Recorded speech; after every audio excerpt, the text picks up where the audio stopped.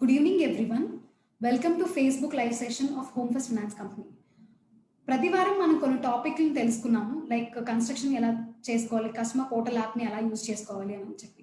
ఈ వారం మనం స్థిరాస్తిని కొనేటప్పుడు ఎలాంటి చెక్ లిస్టులు చూసుకోవాలి అని తెలుసుకోవడానికి ఈరోజు సెషన్ ఉంది. సో ఈరోజు సెషన్ మనతో పాటు నవత సగేలి గారు ఉన్నారు మనతో పాటు. ఆమె ఈ ఇండస్ట్రీలో 7 years పాటు ఉన్నారు. ఆమె హోమ్ ఫస్ట్ ఫినాన్స్ కంపెనీలో సర్వీస్ హెడ్గా పనిచేస్తున్నారు.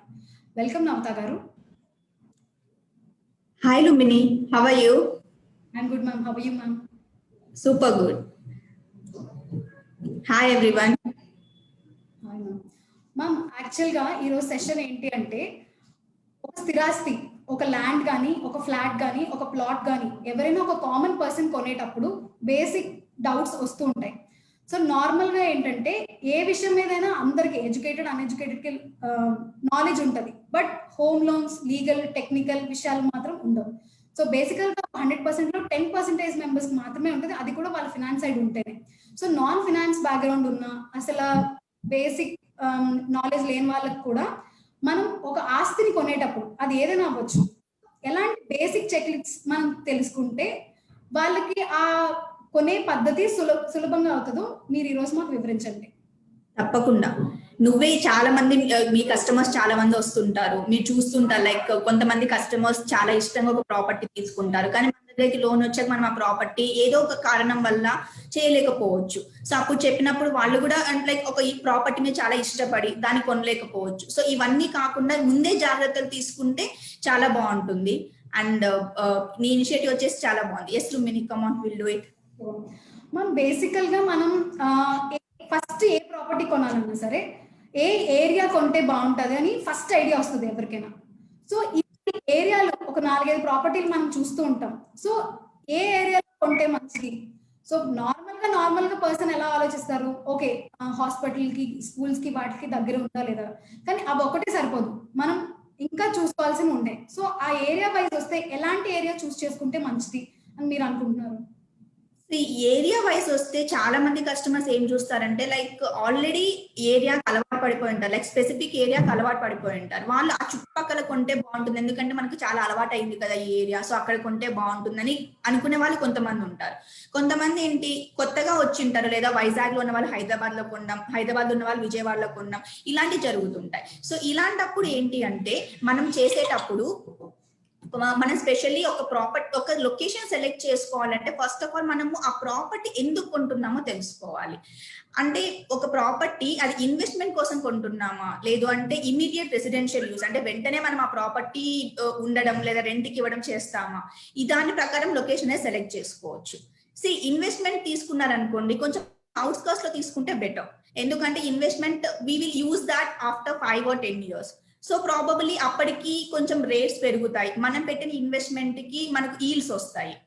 అదే ఇమీడియట్ రెసిడెన్షియల్ యూస్ అనుకోండి, కొంచెం సిటీకి దగ్గరగా, మన బడ్జెట్ ఇంకా బాగుంటే సిటీ లోపల ఇలా తీసుకుంటే మనకు అన్ని సదుపాయాలు దగ్గరలో ఉంటాయి.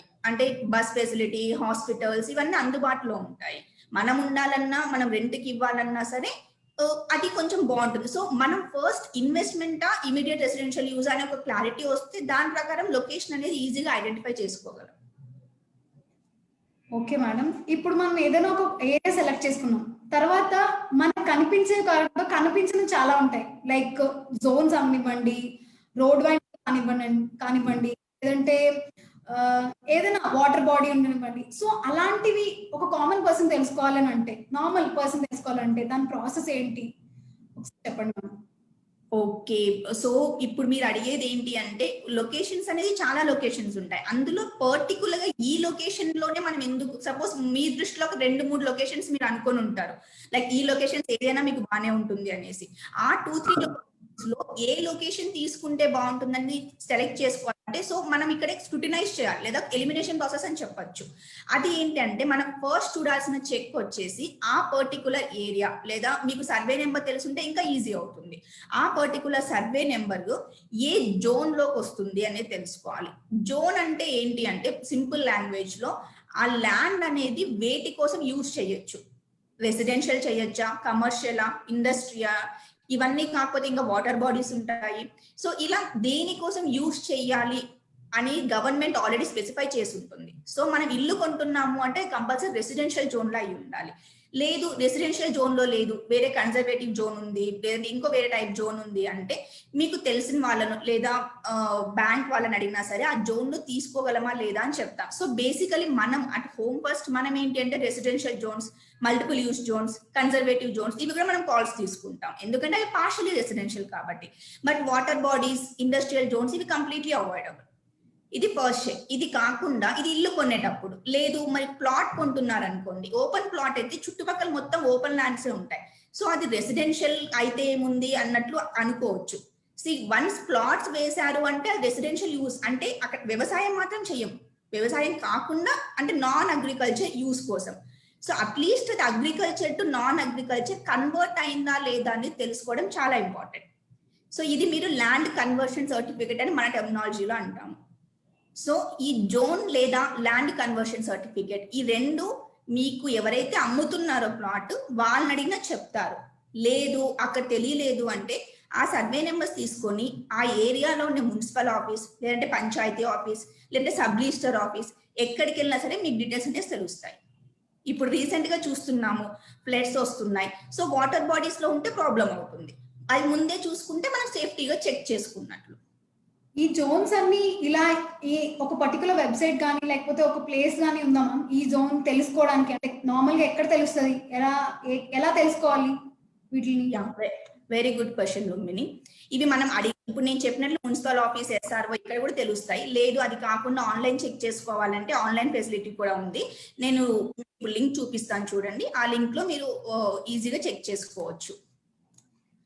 జోన్ అని పెట్టాను కదా ఇక్కడ, ఈ వెబ్సైట్ అంటే తెలంగాణకు సంబంధించిన డాక్యుమెంట్స్ చూపిస్తుంది. యాక్చువల్లీ ఆంధ్రాకు ఈ ఫెసిలిటీ ఇంకా మనకు రాలేదు, బట్ తెలంగాణ ల్యాండ్స్ ఏమన్నా సరే ఈ HMDA వెబ్సైట్ కి వెళ్ళేసి అక్కడ అది ఏ జోన్ లో ఉందనే మనకి ఈజీగా తెలుసుకోవచ్చు. సో ఇది అక్కడ కాకుండా ఏమన్నా మున్సిపల్ ఆఫీస్కి వెళ్ళినా దొరుకుతాయమ్మా? తప్పకుండా municipal office, sub register office, panchayati office మనం జస్ట్ సర్వే నెంబర్ తెలుసుంటే చాలు. ఆ సర్వే నెంబర్ ఎలా తెలుస్తుంది అంటే మీకు ఎవరైతే అమ్ముతున్నారో వాళ్ళని అడిగితే వాళ్ళకి కంపల్సరీ సర్వే నెంబర్స్ అనేది చెప్పేస్తారు. సో ఒక ల్యాండ్ నేను కొనాలనుకుంటున్నాను, లేదంటే ఒక ఫ్లాట్ లేదా ఒక నార్మల్ ఇండివిజువల్ కొనాలనుకుంటున్నాను. సో అలాంటప్పుడు బేసిక్ గా ఒక డాక్యుమెంట్ చూసినప్పుడు, ఒక షెడ్యూల్ చూసినప్పుడు నేను ఏమేం పాయింట్స్ అంటే ఒక normal customer, normal person? Okay, so ఇప్పుడు ఫస్ట్ ఆఫ్ ఆల్ మనకు ఒక అంటే మీరు ఇప్పుడు ఏరియా సెలెక్ట్ చేశారు, ఆ ఏరియాలో కొన్ని హౌసెస్ మీకు మీ చేతిలో ఉన్నాయి, అందులో ఏది సెలెక్ట్ చేయాలా అనేది మీరు ఆలోచించుకోవాలి. అంటే ఫస్ట్ థింగ్ మనము రోడ్ అప్రూవల్స్ ఉందా లేదా చెక్ చేసుకోవాలి అండి. అంటే లేఅవుట్ కి అయితే లేఅవుట్ అప్రూవల్ అంటారు, లేదు బిల్డింగ్ ఆల్రెడీ కన్స్ట్రక్ట్ అయిన బిల్డింగ్ కానివ్వండి, కన్స్ట్రక్ట్ అవుతున్న బిల్డింగ్ కానివ్వండి, అది ఏంటి అంటే మీకు బిల్డింగ్ పర్మిషన్ అనేది ఉంటుంది. అది పంచాయతీ ఇవ్వచ్చు, మున్సిపాలిటీ ఇవ్వచ్చు, మెట్రోపాలిటన్ ఇవ్వచ్చు, బట్ ఏదో ఒక పర్మిషన్ అనేది ఉందా లేదా చెక్ చేసుకోవాలి. ఈ పర్మిషన్స్ ఇప్పుడు లేవనుకోండి, తర్వాత మీరు కొన్నాక మీ సొంత ఖర్చులతో మీ పర్మిషన్ తీసుకోవాల్సి వస్తుంది. సో అది మీకు ఎక్స్ట్రా ఖర్చు అవుతుంది ఆ ప్రాపర్టీకి. సో పర్మిషన్స్ ఉన్నాయా లేదా చెక్ చేసుకోవాలి. దాని తర్వాత ఆ ఇంటికి రోడ్ కనెక్టివిటీ ఎలా ఉందో చూడాలి. సో మెయిన్ రోడ్ మాత్రమే కాకుండా, మెయిన్ రోడ్స్ చాలా వరకు వెడల్పుగానే ఉంటాయి, బాగుంటాయి. అలా కాకుండా మెయిన్ రోడ్ నుంచి మీ ప్రాపర్టీకి లేదా మీరు కొనబోయే ప్రాపర్టీకి యాక్సెస్ అంటే అట్లీస్ట్ ఒక కార్ వెళ్ళగలదా అనేది ఉండాలి. మామూలుగా గవర్నమెంట్ రూల్స్ ప్రకారం అయితే 40 feet మెయిన్ రోడ్ ఉండాలి, 30 feet ఇంటర్నల్ రోడ్ ఉండాలి. బట్ మన సిటీస్ లోకి వస్తే అలాంటి ప్రాపర్టీస్ కొంచెం రేర్.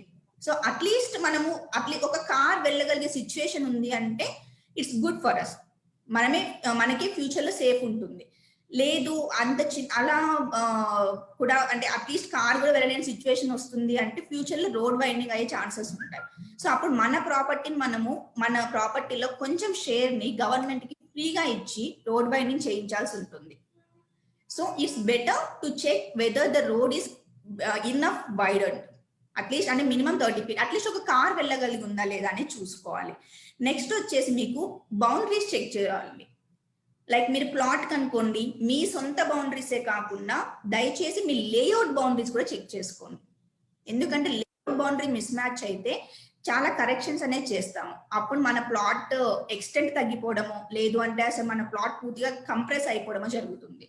సో మన బౌండరీస్ చూడండి. అలానే మన కాంపౌండ్ బౌండరీస్ చూడండి. అండ్ వీలైతే మన ప్లాట్ కొంటున్నప్పుడు ఆ బౌండరీస్ ఒకసారి తెలిసాక మన పేరు పైన రిజిస్టర్ అయ్యాక ఫెన్సింగ్ వేయించుకుంటే బెటర్. ఎందుకంటే ప్లాట్ అనేది మోస్ట్ 80% ఇన్వెస్ట్మెంట్ కోసం కొంటారు. సో ఇప్పుడు కొనేసి ఒక 5 years తర్వాత చూసాక అక్కడ మొత్తం చెట్లు మొలిచేసి మన ప్లాట్ ఎక్కడ ఉందో మనమే తెలుసుకోలేని సిచ్యువేషన్కి వస్తుంది. సో ఫెన్సింగ్ వేయించుకుంటే అట్లీస్ట్ నాకు ఒక ఐడియా ఉంటుంది, ఓకే ఇది మన ప్లాట్ అనేసి. ఇది కాకుండా లాస్ట్ లో బేసిక్ కమ్యూనిటీస్ అండ్ ఫెసిలిటీస్ ఉన్నాయా చెక్ చేసుకోవచ్చు. సో వీటి ప్రకారం ఇవన్నీ మీకు ఏ ప్రాపర్టీకి అయితే ఫీజిబుల్ గా ఉంటాయో ఆ ప్రాపర్టీ సెలెక్ట్ చేసుకోవచ్చు. మేడం చాలా ప్రాపర్టీస్ కి సర్వే నెంబర్స్ ఉండవు, ఓన్లీ ప్లాట్ నెంబరే ఉంటుంది. కొన్ని రీసేల్ ప్రాపర్టీస్ అనుకోండి ఓన్లీ డోర్ నెంబర్ ఉంటుంది. సో డోర్ నెంబర్ ఉండి సర్వే నెంబర్ లేకపోయినా సో మన అలాంటి ప్రాపర్టీస్ మనం తీసుకోవచ్చు తీసుకోకూడదా? ఇప్పుడు మీ ఇంటికి నేను కొరియర్ పంపించాలనుకుంటున్నాను, జస్ట్ లుంబిని అని రాస్తే మీ ఇంటికి కొరియర్ వచ్చేస్తుందా? రాదు. లుంబిని కింద care of so and so, house number, respective lane, అలానే ఈ మధ్య ల్యాండ్ మార్క్, ఇవన్నీ ఉంటేనే మీ ఇంటికి కొరియర్ వస్తుంది. అలాంటప్పుడు సో ఒక పర్సన్ ఐడెంటిఫికేషన్ ఎలా ఉంటుందో అలానే ఒక ప్రాపర్టీ కూడా ఐడెంటిఫికేషన్ ఉంటుంది. ఒక చిన్న ఏరియాలో చూస్తే సమ్ హండ్రెడ్స్ ఆఫ్ హౌసెస్ ఉంటాయి. మన హౌస్ ఏంటి అనేసి మనం ఐడెంటిఫై చేయాలి అంటే యూనిక్ నెంబర్స్ ఉండాలి. సో సర్వే నెంబర్ అనేది కొన్నిట్లో ఉంటుంది, కొన్నిట్లో ఉండదు. సర్వే నెంబర్ లేని ప్రాపర్టీస్ ని గ్రామకంఠం ప్రాపర్టీస్ అంటారు. సో సర్వే నెంబర్ లేకపోయినా ఒక్కొక్కసారి కాల్స్ తీసుకోవచ్చు. కానీ సర్వే నెంబర్ లేకుండా ప్లాట్ నెంబర్ కానీ హౌస్ నెంబర్ కానీ ఏమీ లేకుండా జస్ట్ ఓపెన్ ప్లాట్ అని పెడతారు. సో అప్పుడు ఇబ్బంది అవుతుంది. అంటే జస్ట్ ఓపెన్ ప్లాట్, ఒక ఏరియాలో ఓపెన్ ప్లాట్ లేదా ఒక హౌస్ ఉంది అంటారు, అది ఎక్కడ మనకు తెలియదు కదా. సో ఒక ఇల్లు కొనేటప్పుడు సర్వే నెంబర్ ఉన్నా లేకపోయినా అట్లీస్ట్ ఒక unique identity number, plot number, house number ఇలా ఉన్నవి తీసుకుంటే అది మనకే సేఫ్టీ. మేడం ఇప్పుడు మనం చాలా ప్రాపర్టీస్ చూస్తాం, చాలా ప్రాపర్టీస్ కొన్ని దగ్గర ఉండడం, రైల్వే స్టేషన్ దగ్గర ఉండడం, లేదంటే హై టెన్షన్ వైర్స్ దగ్గర ఉండడం. సో ఫ్యూచర్ లో ఎలాంటి ప్రాబ్లమ్స్ వచ్చే సూచనలు ఉన్నాయి? High tension lines, railway line, cemetery, water bodies ఇవన్నీ ఉంటాయి. మనము వీటికి సపరేట్ గవర్నమెంట్ కానీ బ్యాంక్స్ కానీ ప్రిస్క్రైబ్డ్ గైడ్ లైన్స్ అంటూ ఏముండవు. ఇది అంటే రెస్పెక్టివ్ బ్యాంక్స్ వాళ్ళ సేఫ్టీ కోసం కొన్ని గైడ్ లైన్స్ పెట్టుకుంటారు.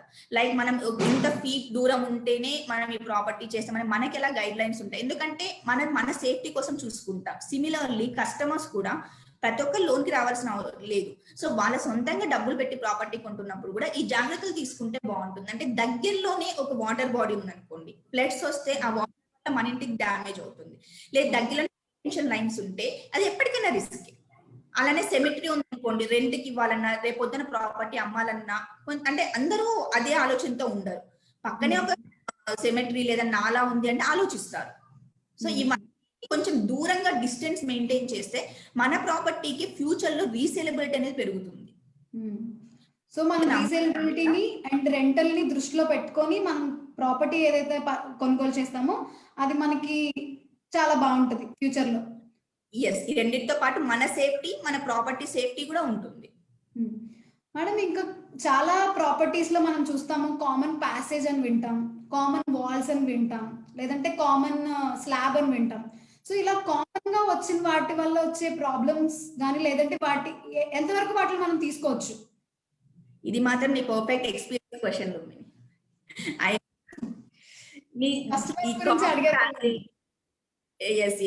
Common passage, common walls, common slab. See, common passage is acceptable to an extent.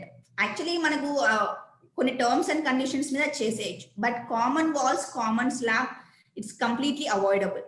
ఎందుకంటే మనము మన వాల్ ని, మన స్లాబ్ ని పక్కన ఇంకొక ఓనర్ తో షేర్ చేసుకుంటున్నాము. సో ఇప్పుడు బాగానే ఉంది. సపోజ్ 5 years తర్వాత ఈ ఇల్లు వద్దు, ఇది కూల కొట్టేసి ఇంకొక ఇల్లు కట్టుకుందాం అనుకుంటారు, లేదా ఇంటి పైన ఇంకొక పోర్షన్ వేద్దాం అనుకుంటారు. అప్పుడు చాలా కాంప్లికేషన్స్ వస్తాయి. సపోజ్ ఇల్లు డిమాలిష్ చేయాలనుకోవాలి, ఆ వాల్ ఎవరికి వస్తుంది, ఆ స్లాబ్ ఎవరికి? అలానే ఎక్స్టెండ్ చేయాలి అనుకుంటే లేదు మా వాల్ స్ట్రాంగ్ గా లేదు, మీరు ఎక్స్టెండ్ చేయలేరు, అది మా ఇంటికి కూడా డ్యామేజ్ అవుతుంది. ఇలా చాలా కాంప్లికేషన్స్ వస్తాయి.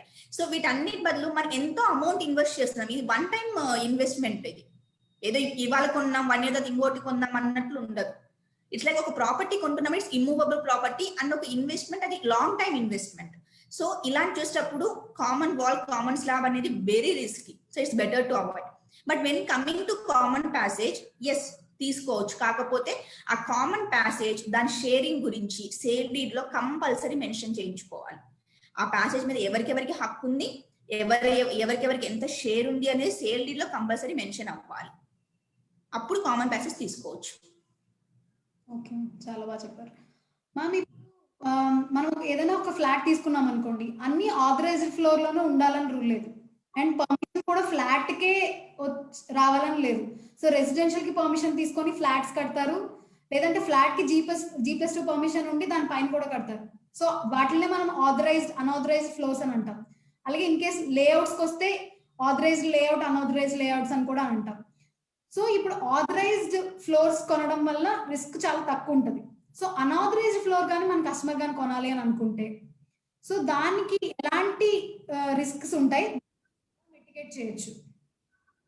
ఎస్, సి అన్ఆథరైజ్డ్ అంటే ఇప్పుడు బిల్డర్ 6 floors కి పర్మిషన్ తీసుకుంటాడు, కాకపోతే 7 floors కడతారు. అంటే పర్మిషన్ ఉన్న దానికంటే ఎక్కువ కడితే ఆ ఎక్కువ ఏదైతే ఉందో దాన్ని మొత్తం అన్ఆథరైజ్డ్ ఫ్లోర్ అని అంటారు. అక్కడ కొనకూడదు అని కాదు, కొనొచ్చు. దానికి మళ్ళీ బిల్డర్ సపరేట్ ఏం చెప్తారు, ఇది అన్ఆథరైజ్డ్ వాళ్ళు కొంచెం తక్కువకి ఇస్తున్నామని కూడా చెప్తారు. సో అక్కడ మనం కూడా కొంచెం మనం తక్కువకి వస్తుంది కదా అనేసి కొంటాం. బట్ దానివల్ల టెంపరీ యూజ్, అందులో దానివల్ల ఎక్కువ ప్రాఫిట్ ఏం రాదు. ఎన్ని రోజులు, ఇప్పుడు మీరు అన్ఆథరైజ్డ్ అక్కడ ఎంత డబ్బులు సేవ్ అవుతుంది మీకు, 1 lakh లేదా 2 lakhs. ఆ 1 or 2 lakhs మీరు డెఫినెట్ గా మళ్ళీ బిల్డింగ్ రెగ్యులరేషన్ స్కీమ్ అని, ఇప్పుడు తెలంగాణలో అయితే లేఅవుట్ రెగ్యులరైజేషన్ స్కీమ్ ఎల్ఆర్ఎస్ అని పెట్టారో, సిమిలర్లీ అలా బిఆర్ఎస్ కూడా వస్తుంది. అప్పుడు మన అన్ఆథరైజ్డ్ అన్ని రెగ్యులరైజ్ చేయించుకోవాల్సింది. ఆ రెగ్యులరైజ్ చేయించుకునేటప్పుడు ఈ 1 or 2 lakhs అక్కడ కట్ అయిపోతుంది. So there is no much difference. Just like builder, అక్కడ బిల్డర్కి ఏం ప్రాఫిట్ వస్తుందో పక్కన పెట్టేస్తే మనం అప్పుడు సేవ్ అవుతామేమో, కానీ మనకి డెఫినెట్ గా ఖర్చు అనేది మళ్ళీ అవుతుంది. లేదు మనం చేయించుకోకపోతే వచ్చే నష్టం ఏంటి అంటే, చేయించుకోకపోతే డిమాలిషన్ రిస్క్ ఉంటుంది. అంటే ఎప్పుడైనా సరే అన్ఆథరైజ్డ్ యూనిట్స్ ని రెస్పెక్టివ్ మున్సిపల్ అథారిటీస్ వచ్చి డిమాలిష్ చేసే ఛాన్స్ ఉంది. సో మనం ఇవాళ కాకపోతే రేపైనా దాన్ని ఆథరైజ్ చేయించాల్సిందే, ఇప్పుడు మిగిలిన డబ్బులు అప్పుడు పెట్టాల్సిందే. So there is no much difference అక్కడ. కాకపోతే మనము ఛాన్స్ ఉంటే ఆథరైజ్డ్ కొంటే బెటర్, ఎందుకంటే ఎప్పుడైనా మనీ ఇన్వెస్ట్ చేయాల్సిందే. మనం ఆథరైజ్ తీసుకుంటే it will be good for us in future also. ఒకవేళ మనం అన్ఆథరైజ్డ్ ఫ్లోర్ తీసుకున్నాం అనుకోండి, దాని తర్వాత మనం దాన్ని రిజిస్టర్ చేయించుకోవాలనుకుంటున్నాం, లేదంటే దాన్ని ఆథరైజ్డ్ గా చేయించాలి, దాని ప్రాసెస్ ఏంటి మ్యామ్? ఇదే అండి, బిల్డింగ్ రెగ్యులరైజేషన్ స్కీమ్ అని every government, I mean once in year ఇవ్వాలని కూడా రూల్ ఏం లేదు, డిపెండ్స్ ఆన్ ద గవర్నమెంట్, ఇవ్వచ్చు ఇవ్వకపోవచ్చు కూడా.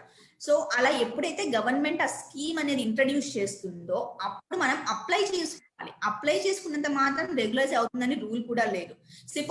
సపోజ్ పెంట్ హౌస్ అనేది ఈవెన్ రెగ్యులరేషన్ అప్లై చేసినా సరే రెగ్యులైజ్ అవ్వదు, దానికి పర్మిషన్ ఉండదు, స్టిల్ రెగ్యులరైజ్ అవ్వదు. అది మనం రిస్క్ తీసుకొని కొంటారు కొంతమంది కస్టమర్స్. సో అలా రెగ్యులరైజ్ అయ్యే ఛాన్స్ తక్కువ ఉంటుంది, డబ్బు ఖర్చు పెట్టుకున్నా సరే రెగ్యులరైజ్ అయ్యే ఛాన్స్ తక్కువ ఉంటుంది. బట్ మళ్ళీ ఆ స్లాట్ ఓపెన్ అయినప్పుడు మనం అప్లై చేసుకోవాల్సి ఉంటుంది. ప్లస్ అది మేజర్ రిస్క్, కనపడని రిస్క్ ఏముంటుంది అంటే, ఇప్పుడు పర్మిషన్ 6 floors కి తీసుకున్నారు, అప్పుడు ఏం చేస్తారు వాళ్ళు, ల్యాండ్ కూడా ఆ నెంబర్ ఆఫ్ ఒక్కొక్క ఫ్లోర్ కి ఒక్కొక్క ఫ్లాట్ ఉంది అనుకోండి, ఆ ఉన్న ల్యాండ్ సపోజ్ 300 square yards ఉంటే డివైడెడ్ బై 6 ways, ఒక్కొక్కటి 50 square yards అన్డివైడెడ్ అన్నట్లు పెడతారు. అది మనకి పర్మిషన్ వచ్చింది. కానీ వీళ్ళు ఎక్కువ కట్టడం వల్ల అన్డివైడెడ్ షేర్ కూడా తగ్గిపోవడం వల్ల రేపు పొద్దున మనకి ఏదైతే అన్డివైడెడ్ షేర్ వల్ల వచ్చే, ఇప్పుడు మనకు ఫ్లాట్ కంటే అన్డివైడెడ్ షేర్ వల్లనే మనకి ఫ్యూచర్ లో ఎక్కువ యూజ్ ఉంటుంది, ఆ అన్డివైడెడ్ తగ్గిపోతుంది. సో మనం ఏ పర్పస్ మీద పెట్టామో మనకు తెలియకోకుండా ఆ ఇన్వెస్ట్మెంట్ అనేది తగ్గుతుంది. సో ఈవెన్ ల్యాండ్స్ కూడా ఉంటాయి కదా మ్యామ్, ఆథరైజ్డ్ అన్ఆథరైజ్డ్. సో అలాంటి అప్పుడు ఏం చేయాలి, ఉట్టి ల్యాండ్ కొన్నప్పుడు, ఫ్లాట్ కాకుండా? ల్యాండ్ కొనేటప్పుడు అన్ఆథరైజ్డ్ అనేది it's better to avoid. At least గ్రామ panchayat permission, permission is like a next level, municipal permission, HMDA permission, HUDA next level. At least మనకి గ్రామ పంచాయత్ పర్మిషన్ లేఅవుట్ అన్న ఉండాలి. అది లేకుండా కంప్లీట్లీ అన్అప్రూవ్డ్ లేఅవుట్ అంటే కంప్లీట్లీ మనం 90 to 100% రిస్క్ తీసుకుంటున్నట్లే. మేడం ఇప్పుడు వరకు మీరు ఒక టెక్నికల్ ఇన్ఫర్మేషన్ ఇచ్చారు, దాన్ని బట్టి మన కస్టమర్స్ కి అర్థమవుతుంది అంటే ఏ ఏరియాలో కొనాలి, జోన్స్ ఎలా చెక్ చేసుకోవాలి, హై ఎక్స్టెన్షన్ వైజ్ ఉంటే ఏం చేయాలి, ప్యాసేజ్ ప్రాపర్టీస్ ఉంటే ఏం చేయాలి, కామన్ వాల్స్ ఉంటే ఏం చేయాలి, బౌండరీస్ ఎలా చెక్ చేసుకోవాలి, రోడ్ వైండింగ్ ఎంత ఉండాలి. సో ఈ టెక్నికల్ పారామీటర్స్ తో పాటు మనకు కొన్ని లీగల్ పారామీటర్స్ కూడా ఉంటాయి. సో ఆ లీగల్ పారామీటర్స్ లో అసలు రిజిస్టర్డ్ డాక్యుమెంట్ అంటే ఏంటి, రిజిస్టర్డ్ డాక్యుమెంట్ ని ఇది రిజిస్టర్డ్ డాక్యుమెంట్, ఇది నాన్ రిజిస్టర్డ్ డాక్యుమెంట్ అనేది మనం ఎలా ఎలా తెలుసుకోవచ్చు, మీరు వీలైతే చూపించగలుగుతారా? యా, తప్పకుండా. సో ఫస్ట్ మీరు ఇప్పుడు రిజిస్టర్డ్ డాక్యుమెంట్ అంటే ఏంటి, అన్రిజిస్టర్డ్ డాక్యుమెంట్ అంటే ఏంటి అంటున్నారు. రిజిస్టర్డ్ డాక్యుమెంట్ అంటే మనము మనము అంటే ఒక అమ్మే వారు కొనేవారు ఇద్దరు సబ్ రిజిస్టర్ ఆఫీస్ కి వెళ్ళి వారి ముందర సంతకాలు పెట్టి ఆ సబ్ రిజిస్టర్ కూడా వాటి మీద సంతకం పెట్టి గవర్నమెంట్ కి కట్టాల్సిన స్టాంప్ డ్యూటీ కట్టి మనం గవర్నమెంట్ కి ఇన్ఫర్మేషన్ ఇస్తున్నాం, లైక్ ఒక ట్రాన్సాక్షన్ జరుగుతుంది అనేసి.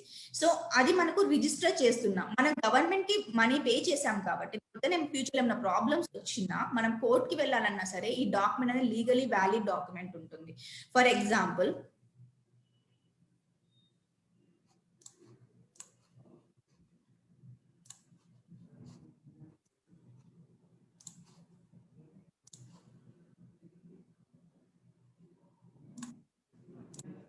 ఇప్పుడు మనం చూపిస్తున్నాం కదండి, ఈ ప్రాపర్టీ వచ్చేసి మీ అంటే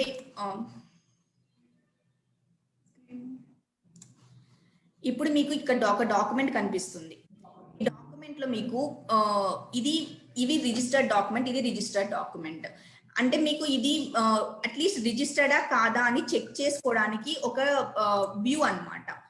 ఇప్పుడు సపోజ్ మీకు ఒక డాక్యుమెంట్ ఫస్ట్ పేజ్ వెనకాల మీకు బేసికల్ ఒక డీడ్ ఓపెన్ చేస్తే స్టార్టింగ్ సెల్లర్ ఎవరు, అమ్మిన వారెవరు, కొన్న వారెవరు ఇలా ఉంటుంది. కానీ వెనకాల ఈ టైప్ ఆఫ్ ఇది కొంచెం పాత డాక్యుమెంట్స్ కి ఇలా ఉంటాయి, కొత్త డాక్యుమెంట్స్ కి రైట్ సైడ్ లో ఉన్నలా ఉంటాయి.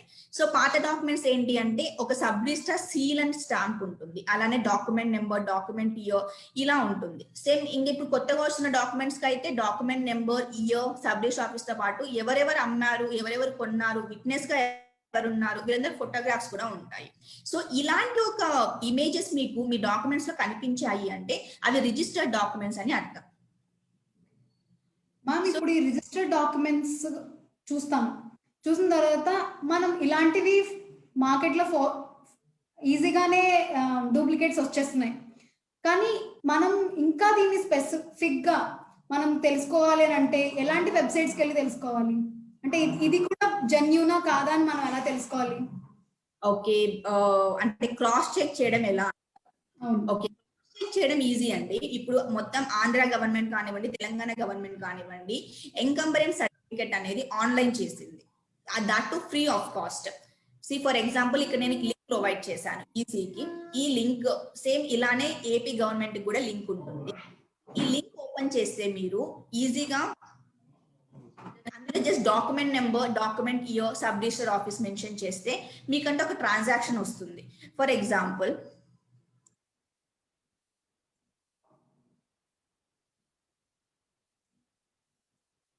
మీకు జస్ట్ ఇప్పుడు మీకు నా స్క్రీన్ కనిపిస్తుందా లుంబిని?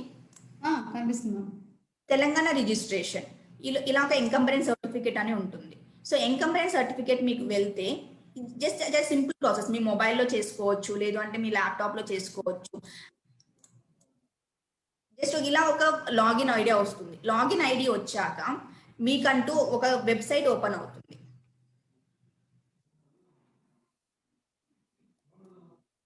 ఇది ఫుల్ స్క్రీన్ చేయండి మా. ఓకే,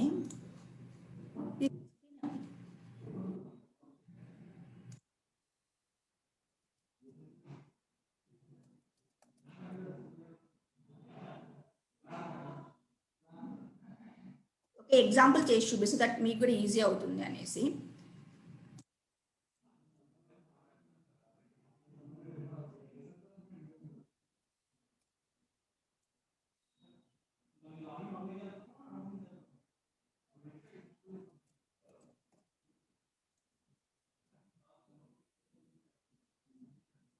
సో బేసికల్ గా ఈజీ అంటే మనం ఆల్రెడీ ఉన్న డాక్యుమెంట్ ని గవర్నమెంట్ వెబ్సైట్ లో ఇంకొకసారి క్రాస్ చెక్ చేసుకోవడానికి ఉపయోగించేది. అది అందరికి నార్మల్ గా ఓపెన్ అయిపోతుంది. ఎస్, అది జస్ట్ ఒక login details. I just forgot my email. So అది జస్ట్ లాగిన్ అయిపోతే మీకు ఈజీ వస్తుంది. సో ఈజీ అందులో ఆ ట్రాన్సాక్షన్స్ ఏమేం జరిగాయి, అసలు ఈ డాక్యుమెంట్ అందులో కనిపిస్తుంది. డాక్యుమెంట్ అందులో కనిపిస్తుంది అంటే మీకు ఈజీగా తెలిసిపోతుంది. లైక్ ఈ డాక్యుమెంట్ ఈజీలో కనిపించింది అంటే డెఫినెట్ గా అది రిజిస్టర్ అయినట్టు. ఎస్ మేడం, ఇప్పుడు రిజిస్టర్డ్ డాక్యుమెంట్ కొన్నాం, కానీ ఆ రిజిస్టర్డ్ డాక్యుమెంట్ మనం కొనేటప్పుడు ఎన్నాళ్ళ రిజిస్ట్రేషన్ ఉండాలి? ఒకటి మనం ఒక ప్రాపర్టీ కొనాలి అని అంటే అది మనకి ఎలా తెలుస్తుంది? సో రిజిస్ట్రేషన్ అనేది గవర్నమెంట్ రూల్స్ ప్రకారము 12 years 6 months to 13 years ఉండాలి మినిమం. అంటే అన్ని ఇయర్స్ నుంచి ట్రాన్సాక్షన్స్ అనేది ఉండాలి. అప్పుడే పర్ఫెక్ట్ లీగల్ లింక్. లీగల్ గా మనం ఏ ప్రొసీడ్ అవ్వడానికి కానీ లీగల్ గా మనం ఏమైనా చేయడానికి మనకి ఉండే ఒక హక్కు. ఎగ్జాక్ట్లీ. అంటే రేపు ఏమన్నా ప్రాబ్లం వచ్చినా, లేకపోతే ఏమన్నా ఇష్యూస్ అంటే లీగల్ హెయిర్ ప్రాబ్లమ్స్ కానివ్వండి, లేకపోతే కోర్టు రిలేటెడ్ ఏమైనా ప్రాబ్లం వచ్చినా సరే మనం కొనేటప్పుడు, మనం సపోజ్ 2020లో కొంటున్నాము, సో అప్పటి నుంచి మనకు backwards 12 years 6 months to minimum 13 years ఉండాలి. సో 2007 మినిమం అయితే ఇది ఉండాలి. మ్యామ్, ఇప్పుడు మనకి అలాంటి డాక్యుమెంట్స్ దొరకడం కొంచెం కష్టమే. మనకి ఇంకా నాన్ రిజిస్టర్డ్ డాక్యుమెంట్స్ కూడా చాలా ఉన్నాయి, లైక్ నోటరీ, పట్టా అలా. సో ఒక్కసారి వాటి గురించి ఒక చిన్న బ్రీఫ్ ఐడియా ఇచ్చి, అలాంటి డాక్యుమెంట్స్ వైజ్ కొంటే ఎలాంటి జాగ్రత్తలు తీసుకోవాలి? సో అన్ని పట్టాలు ట్రాన్స్ఫరబుల్ కాదు, సో అది మనకు ఎలా తెలుసుకోవాలి? ఇప్పుడు పహానీస్ నుంచి కూడా డాక్యుమెంట్స్ వస్తాయి, సో వాటిని కొనేటప్పుడు మనం ఎలాంటి జాగ్రత్తలు తీసుకోవాలి? సో ఒకసారి నాన్ రిజిస్టర్డ్ డాక్యుమెంట్స్ గురించి ఒక చిన్న బ్రీఫ్ ఐడియా ఇవ్వండి మ్యామ్. షూర్. ఇప్పుడు అన్రిజిస్టర్డ్ డాక్యుమెంట్స్ అంటే అవి మనం కొనకూడదు అని అర్థం కాదు, బట్ అక్కడ మనకు కంప్లీట్ రిజిస్టర్డ్ డాక్యుమెంటేషన్ కంటే రిస్క్ కొంచెం ఎక్కువ తీసుకుంటున్నాం అనేది.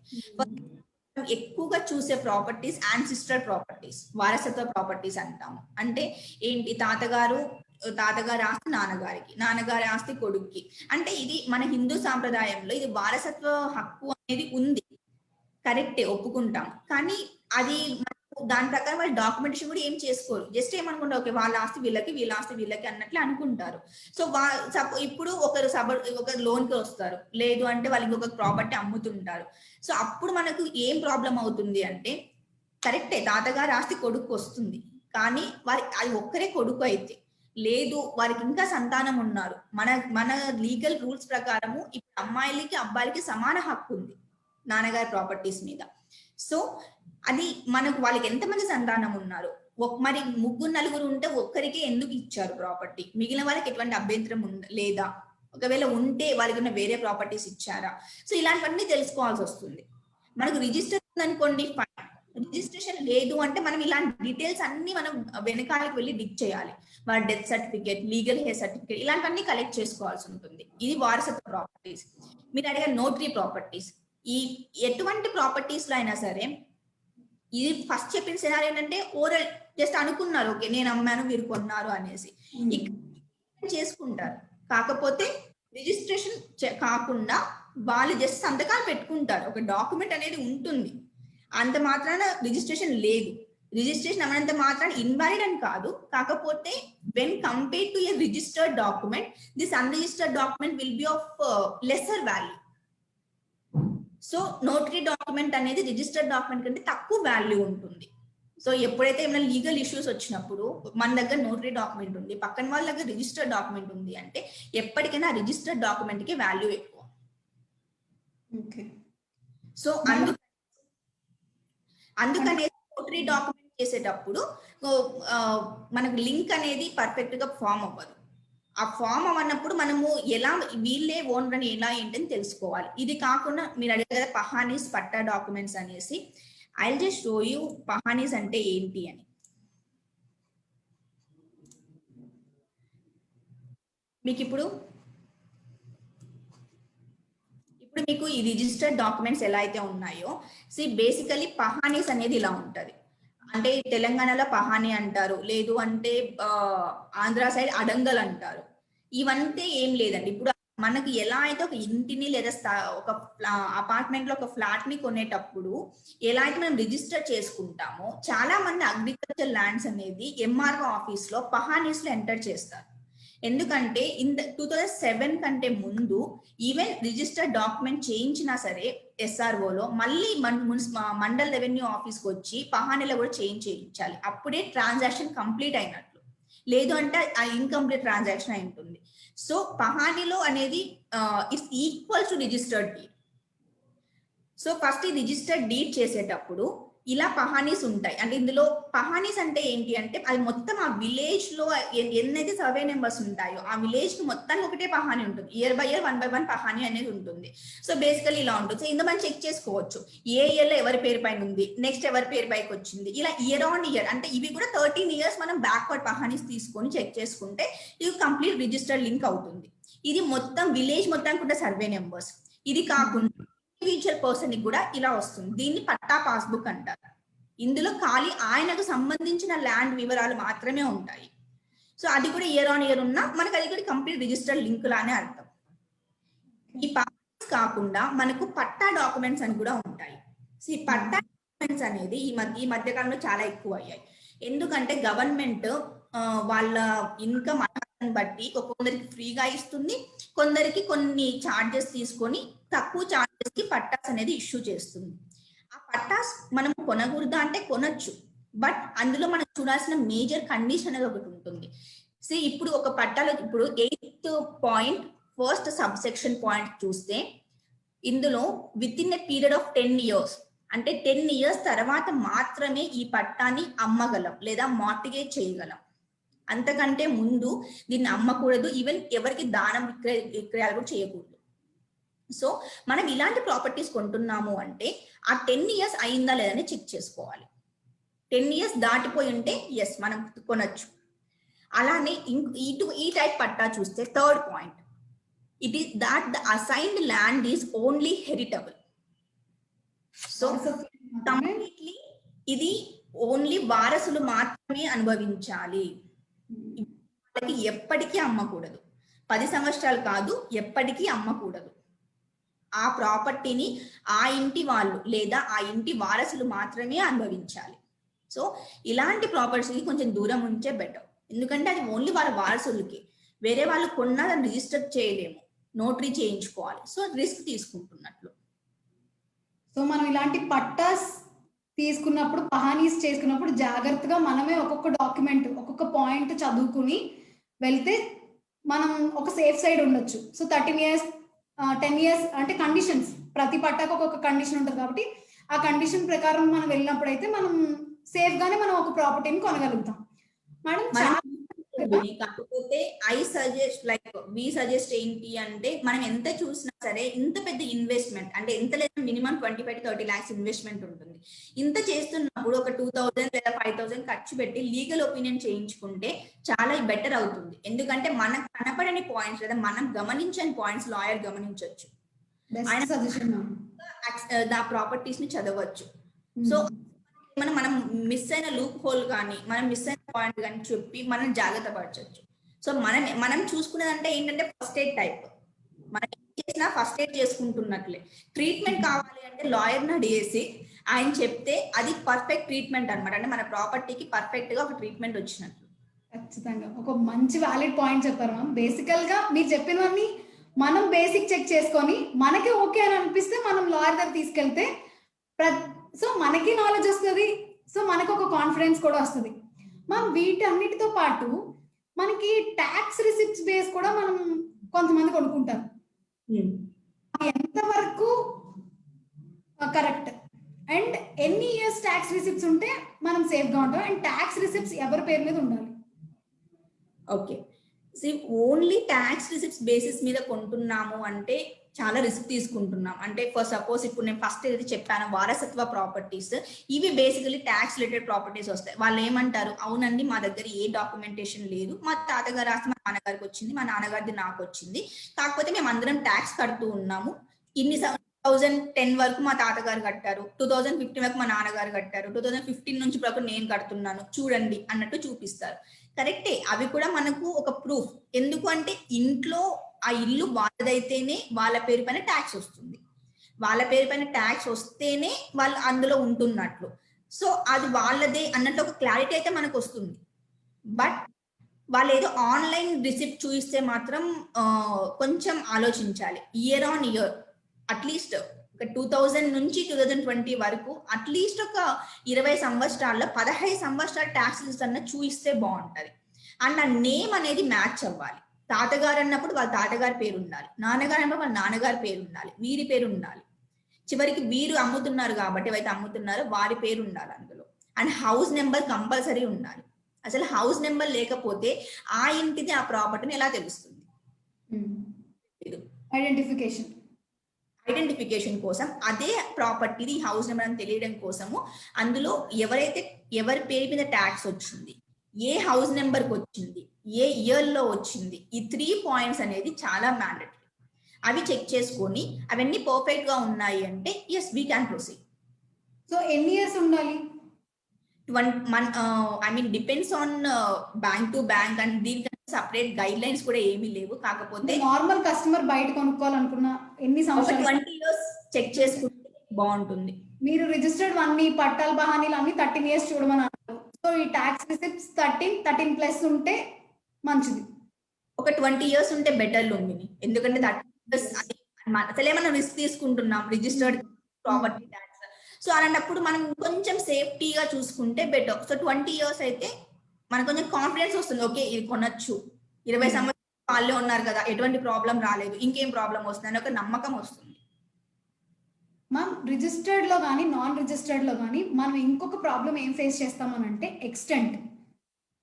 సో ఇప్పుడు మా తాతగారి దగ్గర నుంచి ఏదైనా ఒక ఆస్తి నా దాకా వచ్చింది అని అంటే మధ్యలో ఎక్స్టెంట్ లో ఏదైనా ప్రాబ్లం అయ్యే ఛాన్స్ ఉంది. మేబీ అది ఎవరైనా కబ్జా చేసి ఉండొచ్చు, లేదంటే వాళ్ళు అప్పుడు తప్పు కొలిచి ఇక్కడికి ఇవ్వచ్చు.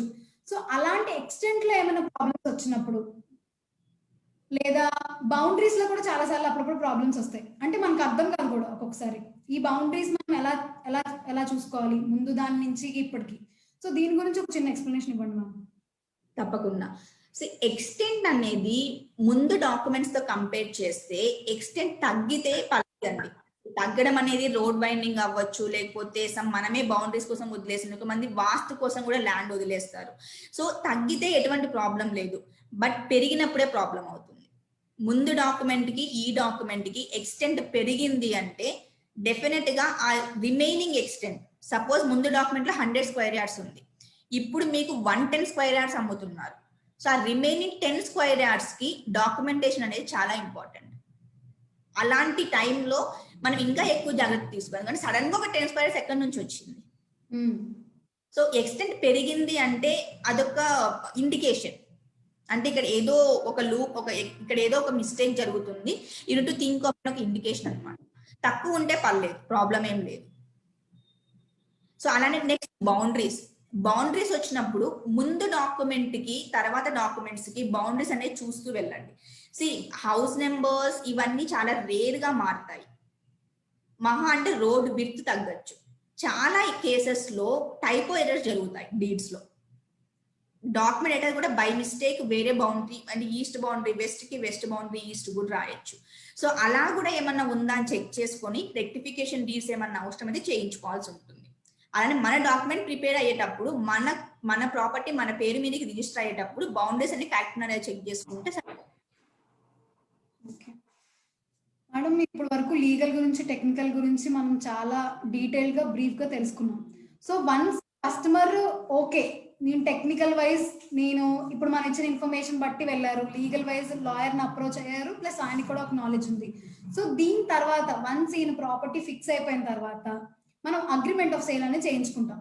సో ఈ అగ్రిమెంట్ ఆఫ్ సేల్ చేయించుకునేటప్పుడు మనం బేసిక్స్ ఏం గుర్తుపెట్టుకోవాలి? సో అగ్రిమెంట్ ఆఫ్ సేల్ అనేది రిజిస్టర్డ్ కాదు, ఓన్లీ మన సెల్లర్ వస్తారు, మనం వస్తాం, ఒక డాక్యుమెంట్ రైటర్ ఉంటారు. సో వాళ్ళకి ఎలా తెలుసు అలా రాస్తారు, కానీ మన కస్టమర్కి ఎలా తెలుస్తుంది వాళ్ళు కరెక్ట్ గా రాస్తున్నారో లేదా? ఏమైనా ఒక ఇంపార్టెంట్ పాయింట్స్ ఉంటాయి కదా, ఆ ఇంపార్టెంట్ పాయింట్స్ చెప్పండి. ఇది చాలా మంచిది లుమిని, ఎందుకంటే మన దగ్గరకు వచ్చిన చాలా మంది కస్టమర్స్ వాళ్ళు ఆల్రెడీ అగ్రిమెంట్ చేయించుకొని వస్తాం, కానీ మనం మళ్ళీ తిరిగి అగ్రిమెంట్ చేయించమంటాం, ఎందుకంటే కొన్ని పాయింట్స్ మిస్ అయి ఉంటారు, లేదా ఇంపార్టెంట్ పాయింట్స్ మిస్ అయిపోయి ఉంటాయి, మనం మళ్ళీ చేయించమంటాము. సో వాటికి కాస్ట్ ఇంకర్ అవుతుంది. సో అది కాకుండా అది బ్యాంక్ వచ్చింది కూడా తెలిసింది, లేదు అంటే వాళ్ళు మిస్ అయిపోయే వాళ్ళు.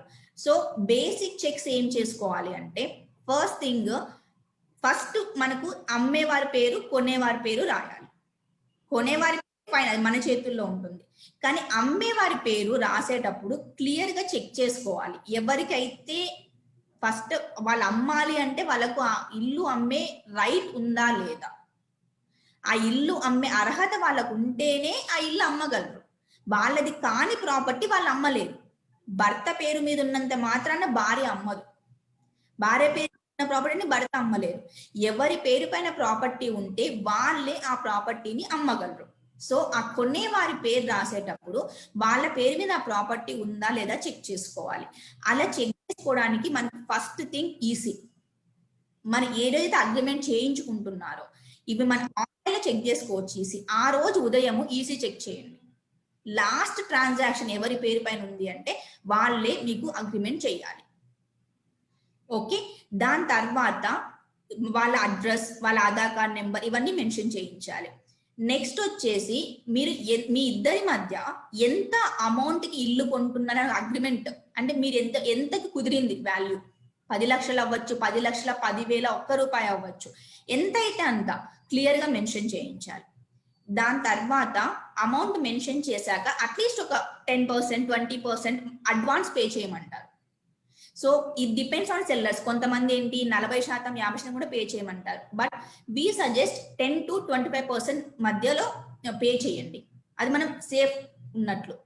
ఓకే, అలా ఈ అమౌంట్ పే చేసినప్పుడు ఏ ఏ ఫామ్ లో పే చేస్తే బెస్ట్ అంటారు? ఓకే, అమౌంట్ పే చేసేటప్పుడు కంపల్సరీ బ్యాంక్ ద్వారా పే చేస్తే చాలా బెటర్. ఎందుకంటే క్యాష్ ఇస్తున్నప్పుడు మనకు ప్రూఫ్ ఉండదు. అదే బ్యాంక్ ట్రాన్సాక్షన్ అనుకోండి, మనం చేసేటప్పుడు మన స్టేట్మెంట్ రిఫ్లెక్ట్ చేస్తున్నాము అని, అలానే వాళ్ళ స్టేట్మెంట్ లో పేమెంట్ ఎవరి నుంచి వచ్చింది అనేసి రిఫ్లెక్ట్ అవుతుంది. So it will be very easy.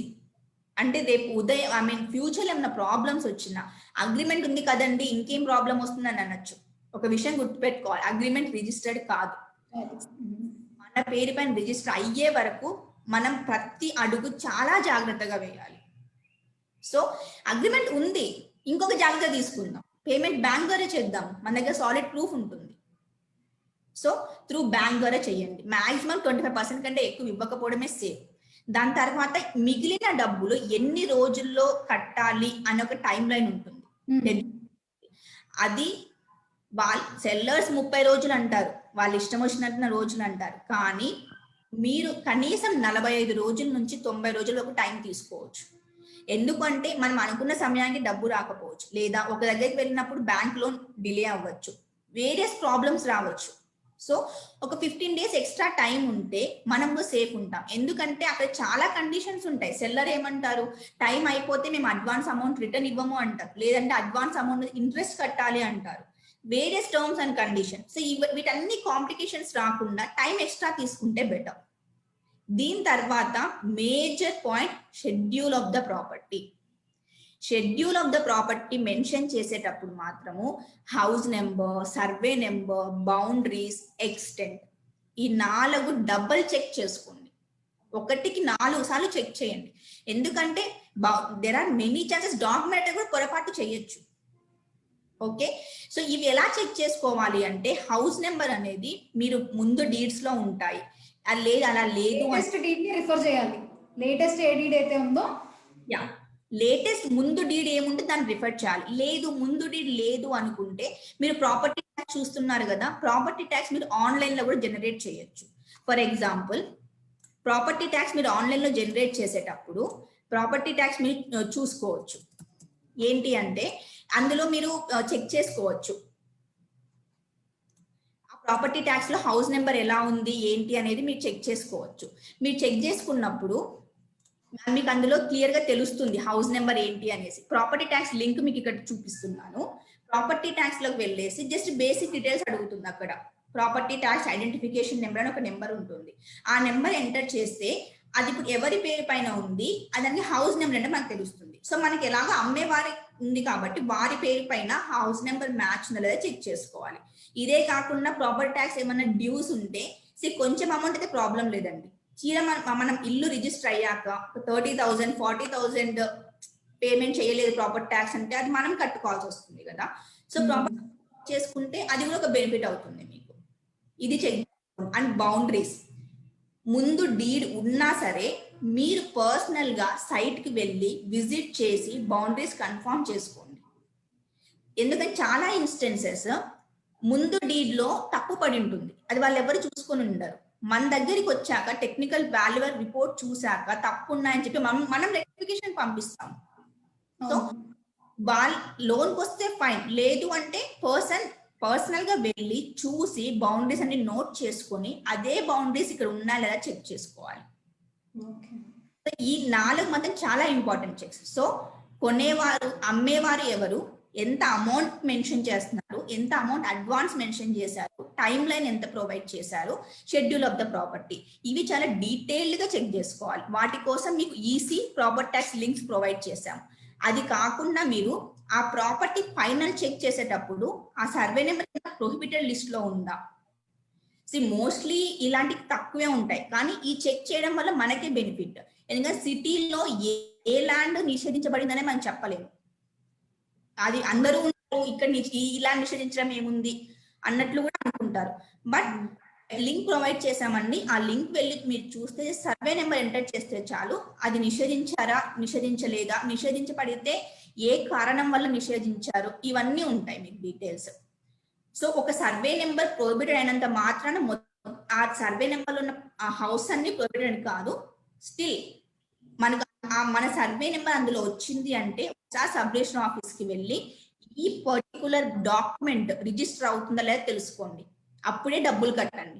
Register అవుతుంది అంటేనే డబ్బులు పే చేయండి, ఎందుకంటే ప్రొహిబిటెడ్ ప్రాపర్టీస్ ని ఏ సబ్ రిజిస్టర్ రిజిస్టర్ చేయరు. ఈ అగ్రిమెంట్ ఆఫ్ సేల్ ఒక సింగిల్ షాట్ లో చెప్పేశారు.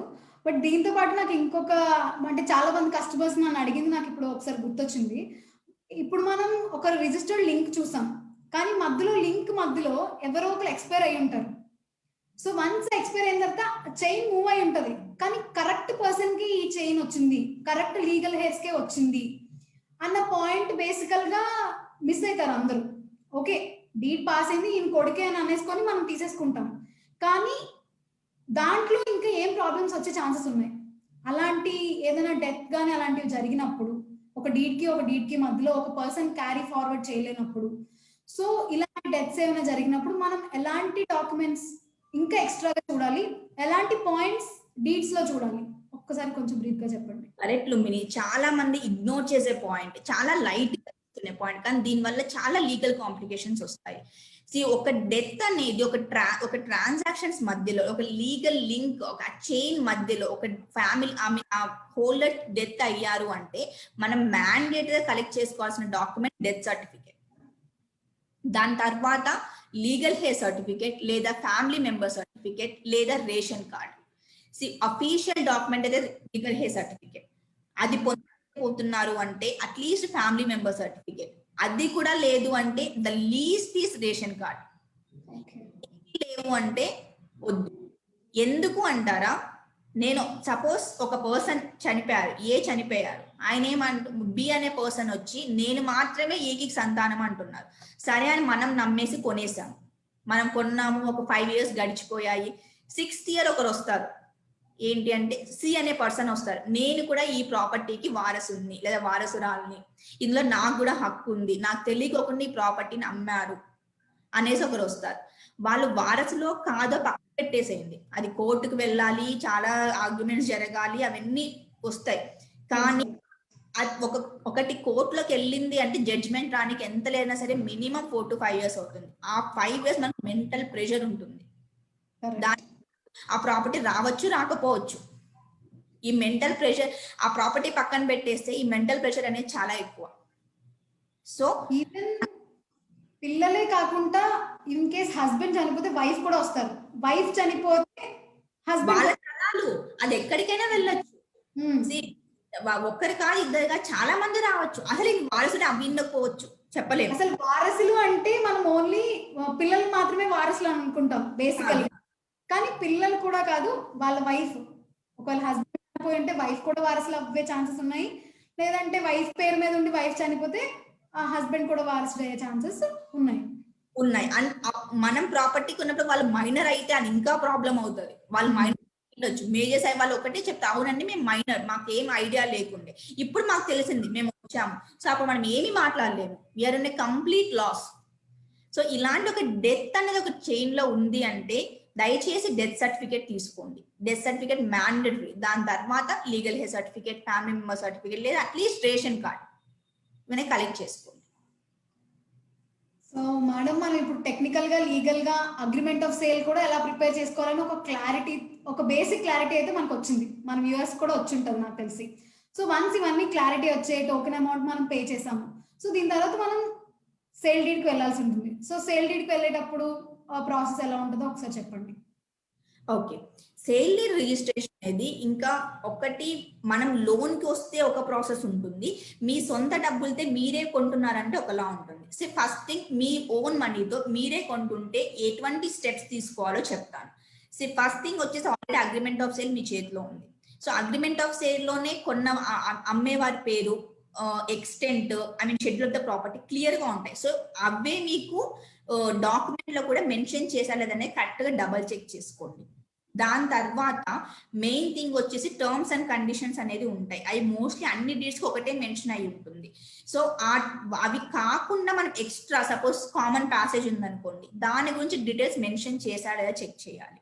సో మనం అందరిలా కొనే ప్రాపర్టీ కాకుండా ఏమన్నా కొంచెం ఎక్స్ట్రా రిస్క్ తీసుకునే పాయింట్స్ ఏమన్నా ఉంటే అవి డెఫినెట్ గా మెన్షన్ చేయించాల్సి ఉంటుంది. లేదా మనం కొనే ప్రాపర్టీకి ఎవరైనా మైనర్ చిల్డ్రన్ ఉన్నారు అంటే వాళ్ళని కూడా మెన్షన్ చేయించండి. లైక్ వాళ్ళకి ఎటువంటి అభ్యంతరం లేదని ఒక పాయింట్. సేల్ డీడ్ బాడీలో ఏ పాయింట్స్ అయినా మెన్షన్ చేయించండి. ఇవే మెన్షన్ చేయాలి, ఇవే మెన్షన్ చేయకూడదని ఏం కాదు. సో మనకు ఎవరి వల్ల అయినా సరే మన ప్రాపర్టీస్ కి రిస్క్ వస్తుంది అనుకుంటే వాళ్ళకి ఎటువంటి అభ్యంతరం లేదు అనేసి ఒక పాయింట్ రాయించేసేయండి. సో సేల్ డీడ్ ప్రిపరేషన్ దాని తర్వాత అంటే మీరు ఆల్రెడీ అగ్రిమెంట్ ఆఫ్ సేల్ అప్పుడు అడ్వాన్స్ అమౌంట్ ఇచ్చారు, రిమైనింగ్ అమౌంట్ మొత్తం కూడా సేల్ డీడ్ రోజే జరిగే రోజే ఇవ్వండి. అండ్ ఆ అమౌంట్ కూడా బ్యాంక్ ద్వారా పే చేస్తే ఆ ట్రాన్సాక్షన్ నెంబర్స్ అనేది డెఫినెట్ గా సేల్ డీడ్ లో ఎంటర్ చేయించండి. అప్పుడే ఈ పేమెంట్ ఏదైతే బ్యాంక్ ద్వారా చేశారో ఈ అమౌంట్ ఈ ప్రాపర్టీకి సంబంధించింది అనే ఒక క్లారిటీ మనకు ఉంటుంది. Okay, so compulsory transaction numbers అనేది మెన్షన్ చేయించండి. నెక్స్ట్ వచ్చేసి మీకు ముందే ఈ మధ్య అంతే చలాన్స్ వస్తున్నారు కాబట్టి, అంటే స్లాట్ బుక్ చేస్తున్నారు కాబట్టి మీరు ఒక రోజు ముందే వెళ్ళేసి అమౌంట్ పే చేసి చలాన్ స్లాట్ బుక్ చేసి ఇవన్నీ, ఎందుకంటే ఆ రోజు మొత్తం హడావిడి కాకుండా ముందు రోజు వెళ్ళేసి డాక్యుమెంట్ ప్రిపేర్ చేయించుకోండి, స్లాట్ బుక్ చేసుకోండి, అంతా రెడీ పెట్టుకొని నెక్స్ట్ డే సెల్లర్ వస్తే సైనింగ్ జరుగుతుంది. సో పేమెంట్ జరగడం, సైనింగ్ జరగడం రెండు ఒకే రోజు. దీనికంటే ముందు మీరు మనం ఏదైతే ప్రాపర్టీ కొంటున్నామో ఆ ప్రాపర్టీకి ఒక 4-5 లింక్ డాక్యుమెంట్స్ ఉన్నాయనుకోండి, అందులో సెల్లర్ ఏమంటారు, ఈ 4-5 డాక్యుమెంట్స్ మీకు ఒరిజినల్ రావండి, 2 వస్తాయి, 3 డాక్యుమెంట్స్ రావు అంటారు. అసలు ఏ డాక్యుమెంట్ ఒరిజినల్ కలెక్ట్ చేసుకోవాలో ఏ డాక్యుమెంట్ కలెక్ట్ చేసుకోవద్దో ఒకవేళ మీరు బ్యాంక్ వస్తే మేము చెప్తాం మాకు ఈ డాక్యుమెంట్స్ కావాలి అని అనేసి. మీ సొంతంగా కొన్న మీకు ఒక ఐడియా ఉండకపోవచ్చు. ఇప్పుడే మీకు లీగల్ ఒపీనియన్ చాలా కీ రోల్ ప్లే చేస్తుంది. ముందు చెప్పినట్టు లీగల్ ఒపీనియన్ చేయించుకుంటే మీ ప్రాపర్టీ గురించి తెలియడమే కాకుండా ఏమేం డాక్యుమెంట్స్ ఒరిజినల్ తీసుకోవాలో లాయర్ మెన్షన్ చేసి ఇస్తారు. సో ఆ డాక్యుమెంట్స్ అన్ని ఒరిజినల్ తీసేసుకోవచ్చు. రిజిస్ట్రేషన్ అయిపోయి మన డబ్బులు మొత్తం ఇచ్చేసాక నెక్స్ట్ డే అయ్యో ఈ డాక్యుమెంట్ మర్చిపోయామే అనుకుంటే అప్పుడు సెల్లర్ మనకు ఎంత పర్ఫెక్ట్ గా రెస్పాన్స్ ఇస్తారు అనేది కొంచెం డౌట్. మంచి వాళ్ళైతే ఓకే ఫైన్ రండి ఇస్తాము అంటారు, లేదు అంటే కొంచెం ఆ పరిస్థితి ఊహించలేదు. సో ముందే డాక్యుమెంట్స్ అన్ని కలెక్ట్ చేసుకొని సంతకాలు పెట్టేసుకుంటే అక్కడికి కంప్లీట్ ట్రాన్సాక్షన్. అదే మీరు బ్యాంక్ వచ్చారనుకోండి, మేము ఆల్రెడీ చెక్స్ అన్ని చేసేస్తాము, మేము ముందే అన్ని చేసేసి రిజిస్ట్రేషన్కి వెళ్ళండి అని మేము చెప్పేస్తాము. సో మీరు వెళ్ళి పెట్టేసి సరిపోతుంది. మేము డాక్యుమెంట్స్ మేము అంతా చెక్ చేసుకుంటాము కరెక్ట్ ఉందా లేదా, సేల్ డీడ్ అంతా ఉందా లేదా అనేసి. సో వన్స్ అప్పుడు మీ సేల్ డీడ్ రిజిస్టర్ అయింది అంటే ఆ ప్రాపర్టీ మీ పేరు మీద వచ్చింది కాబట్టి అప్పుడు నో ప్రాబ్లం. చాలా బాగుంది మ్యామ్. ఈ సెషన్ అయితే చూసే వాళ్ళకి చాలా ఎక్కువ ఇన్ఫర్మేషన్ వెళ్ళింది. ఖచ్చితంగా ఇది యూస్ఫుల్ అవుతుందని నేను అనుకుంటున్నాను. లీగల్ వైజ్ కానీ టెక్నికల్ వైజ్ కానీ అగ్రిమెంట్ ఆఫ్ సేల్ లో కూడా ఏం చూసుకోవాలి, రిజిస్ట్రేషన్ అప్పుడు ఏం చూసుకోవాలి, లోన్కి వచ్చినా రాకపోయినా ఇప్పుడు ఈ సెషన్ చూస్తున్న ప్రతి కస్టమర్ కి క్లియర్ గా అర్థమై ఉంటుంది.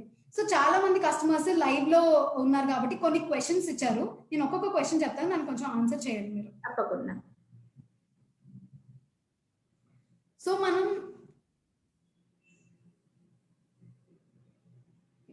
సో ఫస్ట్ క్వశ్చన్ శివకుమార్ గారు అడుగుతున్నారు మ్యామ్.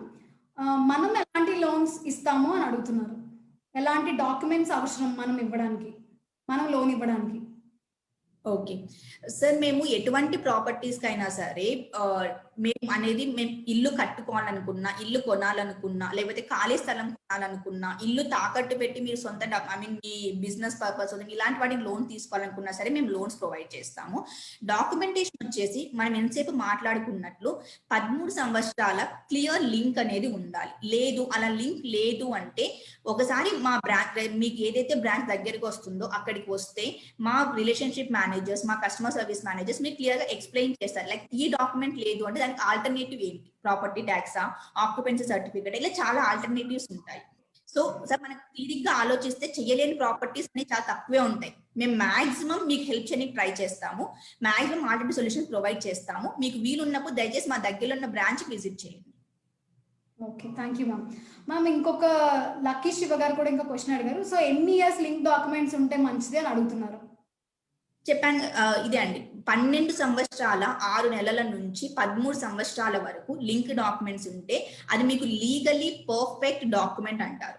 రేపు పొద్దున ఎటువంటి ప్రాబ్లమ్స్ వచ్చినా సరే ఇన్ని సంవత్సరాలు క్లియర్ చైన్ ఉంది అంటే మీరు ఎక్కడ సరే మీ ప్రాపర్టీ కోసం మీరు ఫైట్ చేస్తారు, మీరు గెలవచ్చు.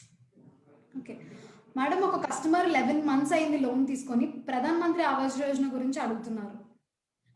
సార్, ప్రధానమంత్రి ఆవాస్ యోజన గురించి మీరు అప్లై చేసిన బ్యాంక్ గురించి వెళ్ళాలి. ఒకవేళ మీరు మా దగ్గరే లోన్ కి అప్లై చేసి ఉంటే మీరు దయచేసి ఒకసారి టోల్ ఫ్రీ నెంబర్ కాల్ చేయండి.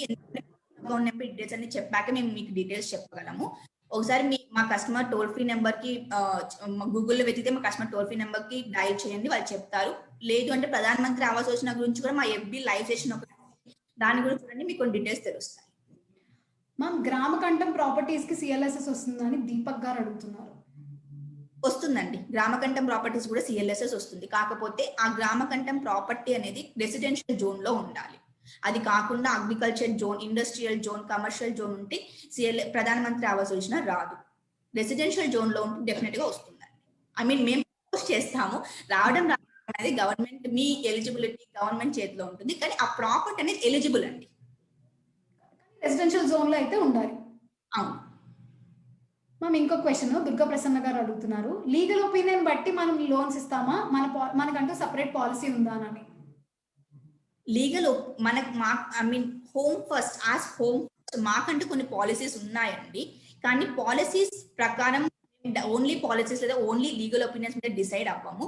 లీగల్ ఒపీనియన్ రెఫర్ చేస్తూ మా పాలసీస్ లో మేము ఎంత కాల్ తీసుకోగలమా అంటే లీగల్ ఒపీనియన్ చెప్తారు మాకు, ఈ ప్రాపర్టీ చేస్తే ఇంత రిస్క్ ఉంటుంది అనేసి. ఆ రిస్క్ తీసుకుంటే బెటరా కాదా, ఇవన్నీ చాలా ఇంటర్నల్ అండర్ రైటర్స్ అనేది చాలా జడ్జ్మెంట్స్ చేస్తారు. సో దాని ప్రకారం లీగల్ ఒపీనియన్ రెఫరెన్స్ చేస్తూ మా పాలసీస్ కి సరిపోయేలా ప్రాపర్టీస్ ఉంటే చేస్తామండి. ఓకే, సో ఒరిజినల్ డాక్యుమెంట్స్ ని ఎలా ఫైండ్ చేయొచ్చు, ఇది ఒరిజినల్ కాదా అని శివ గారు అడుగుతున్నారు. ఇంకొకసారి చెప్పండి. సార్, ఒరిజినల్ డాక్యుమెంట్ ఈ మధ్య చాలా కలర్ జిరాక్స్ వచ్చి ఇబ్బంది అవుతుంది. సో ఒరిజినల్ డాక్యుమెంట్ ఇప్పుడు registered bond paper, colour xerox paper కి చాలా మైన్యూట్ డిఫరెన్స్ ఉంటుంది. సో మీరు ఈ మధ్య కాలంలో జరిగిన రిజిస్ట్రేషన్ అయితే వెనకాల ఒక స్కాన్ అనేది వస్తుంది. సో ఆ స్కాన్ మీ ఫింగర్ తో ఇలా చేయగలిగితే మీకు నార్మల్ పేపర్ కి స్కాన్ కి ఉన్న డిఫరెన్స్ అంటే లైన్స్ అనేది మీకు మైన్యూట్ గా టచ్ అవుతాయి మీ ఫింగర్ కి. లేదు అలా స్కాన్ లేదు అంటే మీరు ఫస్ట్ పేజ్ మీరు లైట్ కి పెట్టి చూస్తే ఇంటర్నల్ గా ఒక ఎంబలం అనేది కనిపిస్తుంది, ఆ స్టేట్ ఎంబలం కనిపిస్తుంది. అలానే మీకు లెఫ్ట్ హ్యాండ్ సైడ్ చిన్న చిన్న సిల్వర్ లైన్స్ అనేది ఉంటాయి. ఆ లైన్స్ ని కూడా మీరు టచ్ చేయగలరు. అంటే మైన్యూట్ టచ్, మీరు ఒక ఫీల్ ఫ్యాక్టర్ అనేది తెలుస్తుంది. ఆ ఫీల్ ఫ్యాక్టర్ ఉంటే అది ఒరిజినల్ అన్నట్టు. అంటే 80% ఒరిజినల్ అని చెప్పొచ్చు సార్. ఆ ఫీల్ ఫ్యాక్టర్ మీకు జెరాక్స్ కాపీస్ కానీ కలర్ జిరాక్స్ లో కానీ ఉండదు. అండ్ దయచేసి ప్రాపర్టీ డాక్యుమెంట్స్ ని లామినేషన్ చేయించకండి. ఓకే, అండ్ ఇంకొకరు మ్యామ్ కాకినాడలో లోన్ ఇస్తారని అడుగుతున్నారు. సో డెఫినెట్ గా మేము కాకినాడలో బ్రాంచ్ ఓపెన్ చేస్తున్నాం కాబట్టి ఖచ్చితంగా ఇస్తాము. అక్కడ ఓపెన్ అవగానే మా పాంప్లెట్స్ సర్క్యులేట్ అవుతాయి కాబట్టి మీరు ఖచ్చితంగా కాంటాక్ట్ అవ్వచ్చు. లేదు ఇంకా ఇప్పుడే మీరు తెలుసుకోవాలనుకున్నా మా బ్రాంచ్ ఫోన్స్ మీరు గూగుల్లో టైప్ చేస్తే మీకు వస్తుంది. అండ్ ఇంకొక customer how to contact Vizag branch అని అడిగారు. వెరీ ఈజీ అండి. ద్వారకా నగర్ వచ్చి రిలయన్స్ పెట్రోల్ బంక్ పక్కనే మా ఆఫీస్ ఉంది. సో మీరు ఎవరైనా కాంటాక్ట్ అవ్వచ్చు. నేను బ్రాంచ్ ఫోన్ నెంబర్ కూడా మీకు ప్రొవైడ్ చేస్తాను. మనం లాయర్ గారు ఒపీనియన్ బట్టి లోన్ ఇస్తామా అని కూడా అడుగుతున్నారు మ్యామ్. ఒకసారి దాన్ని చెప్తారా? లాయర్ గారి ఒపీనియన్ డెఫినెట్ గా తీసుకుంటాం సార్. మేము లాయర్ గారి ఒపీనియన్ అనేది మాకు ఒక రెఫరెన్స్ పాయింట్. సో ఆ రెఫరెన్స్ పాయింట్ బేస్ చేసుకొని మేము అంటే నెక్స్ట్ కాల్ తీసుకోవాలని చూస్తాము. అంటే ఓన్లీ లాయర్ ఒపీనియన్ మీద డిపెండ్ అవ్వము. లాయర్ ఒపీనియన్ తో పాటు మేము ఇంకా చేయాల్సిన చెక్స్ మేము చేస్తాము. డాక్యుమెంట్స్ అన్ని మీరు ముందుగానే చెక్ చేస్తారా అని కూడా అడుగుతున్నారు. అవునండి, మేము వెరిఫికేషన్కి వచ్చినప్పుడు జెరాక్స్ డాక్యుమెంట్స్ చూస్తాము. రిజిస్ట్రేషన్ కంటే ముందు డెఫినెట్ గా ఒరిజినల్ డాక్యుమెంట్స్ చెక్ చేస్తాము. ఎందుకంటే అసలు ఫస్ట్ ఆఫ్ ఆల్ ఆ డాక్యుమెంట్స్ మనకు అమ్మే వాళ్ళ దగ్గర డాక్యుమెంట్స్ ఉన్నాయా లేవా, ఓన్లీ జెరాక్స్ ఉన్నాయా ఒరిజినల్ ఉన్నాయా. ఎందుకంటే రిజిస్ట్రేషన్ కి వెళ్ళి మేము డబ్బులు ట్రాన్స్ఫర్ చేసే టైంలో ఒరిజినల్ డాక్యుమెంట్స్ లేవు అంటే ఇబ్బంది అవుతుంది. అందుకనేసి రిజిస్ట్రేషన్ కంటే ముందు రోజే ఒకసారి అమ్మే వారిని డాక్యుమెంట్స్ తీసుకొని ఆఫీస్కి రమ్మంటాము. డాక్యుమెంట్స్ మేము కాకుండా లాయర్ చేత కూడా వెట్టింగ్ చేయిస్తాము అవి ఒరిజినలా కాదా అనేసి. దాని తర్వాత మేము ప్రొసీడ్ అవుతాం. So nice ma'am. ఈరోజు సెషన్ అయితే అసలు ఫుల్ ప్లెజ్డ్ గా వెళ్ళిందని నేను అనుకుంటున్నాను. మోస్ట్ ఆఫ్ ద కస్టమర్స్ చాలా బాగా రియాక్ట్ అయ్యారు. మోస్ట్ ఆఫ్ ద క్వశ్చన్స్ అన్నిటికీ మనం ఆన్సర్ చేస్తాము. So thank you so much ma'am మాతో జాయిన్ అయినందుకు. వ్యూవర్స్ అందరికి కూడా చాలా థ్యాంక్స్ మీరు ఇంత పేషెన్స్ గా విన్నందుకు. ఇది ఫైనల్ చెక్ లిస్ట్. మీరు ఎవరైనా సరే మీ ఫోన్స్ నుంచి స్క్రీన్ షాట్స్ కానీ తీసుకోవాలంటే ఒకసారి తీసుకోండి. సో ఇప్పుడు వరకు చెప్పిన సెషన్ లో అదొక బుల్లెట్ పాయింట్స్ లాంటివి అనమాట. ఇప్పుడు మీకు స్క్రీన్ మీద కనిపిస్తుంది కదా, లైక్ బేసిక్ చెక్ లిస్ట్ మనం ఏమేమి తీసుకోవాలి, జోన్ గురించి చూసుకోవాలి, prohibited properties, approvals, authorised unauthorised, road connectivity, boundaries, amenities, seller rights ఏమున్నాయి, ఈసీ ఎలా చెక్ చేసుకోవాలి, లింక్స్ కూడా ప్రొవైడ్ చేశారు మీకు, ప్రాపర్టీ ట్యాక్స్, డాక్యుమెంటేషన్. సో ఒకసారి ఈ చెక్ లిస్ట్ మీ దగ్గర పెట్టుకోండి. నవత గారు చాలా థ్యాంక్స్ అండి. ఈ రోజు మాతో సెక్షన్ లో పాల్గొన్నారు. చాలా విలువైన ఇన్ఫర్మేషన్ ఇచ్చారు మా వ్యూవర్స్ అందరికి. డెఫినెట్లీ ఇది ఒక బెస్ట్ సెషన్ అయి ఉంటది. చాలా ఇన్ఫర్మేషన్ అయితే ఇచ్చారు. వ్యూవర్స్ అందరికి కూడా చాలా థ్యాంక్స్. మీరు చాలా పేషెన్స్ గా చూసారు, చాలా క్వశ్చన్స్ అడిగారు. Very nice. Thank you so much. Thank you so much. Thank you so much. Thanks for your time లోబిని. Thank you ma'am. Thank you. Thank you. మీరు మీ సెషన్ కానీ మిస్ అయ్యి ఉంటే ఫస్ట్ నుంచి మీరు హెచ్ఎఫ్సి హోమ్ ఫేస్బుక్ పేజ్ లోకి వెళ్ళండి. ఫస్ట్ నుంచి వస్తే సెషన్ మొత్తం అంతా చూడండి, ఆ పేజ్ లోనే ఉంటుంది. ఇది ఒక్కటే కాదు, ఇంకా చాలా సెషన్స్ మేము కండక్ట్ చేసాము. ప్రతి వారం ఒక కొత్త సెషన్ తో మేము ముందుకు వస్తూ ఉంటాము. సో మీకు ఏదైనా సజెషన్ ఉన్నా సరే మీరు మీ కమెంట్ బాక్స్ లో పెట్టి మమ్మల్ని అడగచ్చు. ఆ సెషన్స్ కూడా చేయడానికి మేము ఖచ్చితంగా ట్రై చేస్తాం. So please like and subscribe our Facebook channel and YouTube channel. Yes, thank you. Please do. Thank you. Bye ma'am. Bye everyone.